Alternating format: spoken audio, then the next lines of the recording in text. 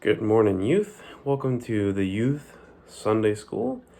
Um, just working through some different devotionals about various Bible passages and thought maybe this week would be a good time to do one on what is your favorite part of the Bible. So I wondered if you have a favorite, um, Bible passage. So is it one verse? Is it a series of verses? We call that a pericope. That means a full story. Is it a whole book? What's your favorite in the Bible? And so I thought I'd share with you mine and tell you why it's my favorite. And then I hope that you take some time and think about either what is your favorite currently, or take some time and figure out why would something be your favorite. So if you don't have one, it's okay. You don't need to have one. That's something for us to work on. But one of my favorites from the Bible is actually from the Hebrew Bible, which is also known as the Old Testament to us. And it comes from First Samuel chapter 3. So if you remember from last week, that means you go to the top and you find Samuel, and you have to find the 1 in front of it because it's first. And then you come across and find chapter 3. And it's in the Old Testament, so it's in the front of the Bible, which the Old Testament, as I said, makes up most of our Bible. And it's First Samuel chapter 3. And it goes all the way through just the very beginning of chapter 4 of Samuel. So essentially, I run through the whole thing, but I won't read all of it. I'll give you the long short. But if you wanted to read it to know what PA is talking about a little bit more, that's what it is. It's basically the third chapter and half the first verse of chapter 4 of First Samuel. So Samuel's a boy, and he's working under Eli, who is one of God's prophets. And the word of the Lord was rare in those days, so people hadn't really talked to God in a while. It'd been kind of quiet. And Eli wasn't doing so good. He's getting older, his eyesight's not very good, and he's lying down, and Samuel's sleeping. And Samuel hears his name. God calls and says, Samuel, Samuel, but Samuel's not sure who it is. So he runs to Eli and says, Here I am. And he says, I'm here, you called me. And Eli's like, I didn't call you. I'm sleeping, go away. And so Samuel's like, oh, that's weird. Goes back, lays down. God calls again. Samuel, Samuel. So Samuel runs and says, Here I am, Eli. And Eli's like, Why are you waking me up? And Samuel says, Well, you called me. And Eli says, No, I didn't. Samuel's like, This is so weird. And so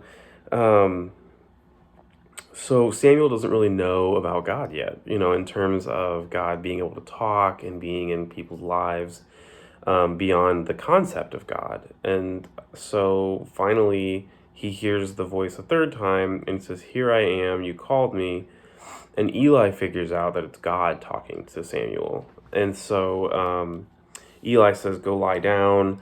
And when you hear the voice again, say, Speak, Lord, I am listening. And so Samuel lies down, and God calls Samuel, and Samuel says, Speak, your servant is listening. And then the Lord talks to Samuel and tells him kind of what's going to happen and how things are going to get course corrected because things aren't going very well. And Samuel's like, I'm not sure how I feel about this, because he has to say some stuff to Eli about Eli's kids that Eli doesn't want to probably hear.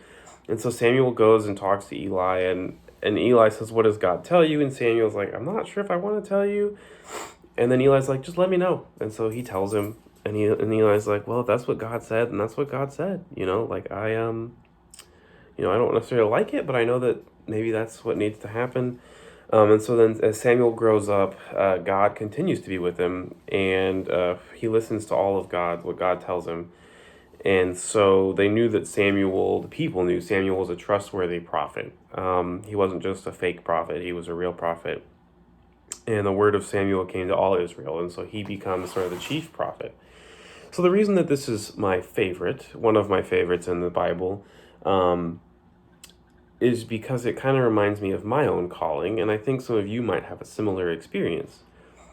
When I was called to ministry and when I was figuring out who God was in my life, it wasn't something that happened overnight for me.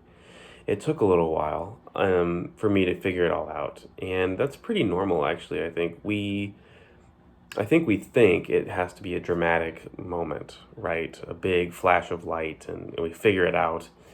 But I think for a lot of us, it's kind of more of a whisper, and we hear God calling us over time, and we're confused by what it is. And that's how I was. It took me a while to figure it out, even up to the point that I was enrolled and ready to go to seminary, and I still wasn't 100% certain that I was doing the right thing. And it took another event where I realized, I was in the right place at the right time, and that really locked in for me my calling, which is being in the right place at the right time. And that God was asking me to be in the ministry, but that also to follow God and be devoted. And it wasn't a big dramatic flash of light or anything, and that's okay. And that's one of the reasons. That's why I like this story so much, because Samuel takes a while to figure it out. He's not perfect, just as we take a while to figure it out. And then sometimes being called by God means we have to say and do things we aren't going to make us popular, and so as a pastor, sometimes I have to tell people things they might not want to hear when they ask me questions. And sometimes as Christians, we have to be what people don't want us to be because it's who we're supposed to be. We have to make hard choices and be responsible for things. And sometimes we have to walk and talk and act differently than others. We have to care for other people in different ways. And not everybody likes that, but that's part of what it means to follow Jesus and to be a disciple. And so that's why I like Samuel, because he follows God. And I like Eli because even though Eli is like, it might be bad about me, but you got to say it. That's what God would want. And so that's why I really like this story. So I hope you take some time this week.